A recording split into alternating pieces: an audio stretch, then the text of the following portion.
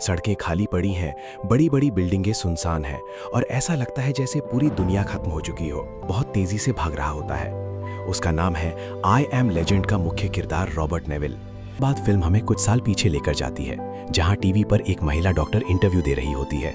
वो बताती है कि उसने कैंसर का इलाज खोज लिया है। उसने एक वायरस को मॉडिफाई करके ऐसा इंजेक्शन बनाया है जो कैंसर खत्म कर सकता है। पूरी दुनिया इस खोज से खुश हो जाती है। लोग इसे चमत्कार समझते हैं। रॉबर्ट दिन में शहर घूमता है, खाने पीने का सामान इकट्ठा करता है और रात होने से पहले अपने घर लौट आता है।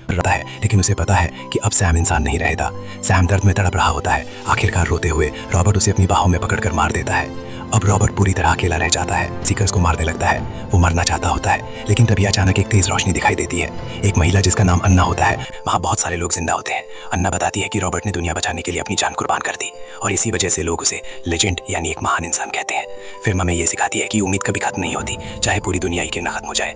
अकेलापन इंसान को तोड़ सकता है, लेकिन इंसानियत और बलिदान हमेशा जिंदा रहते हैं।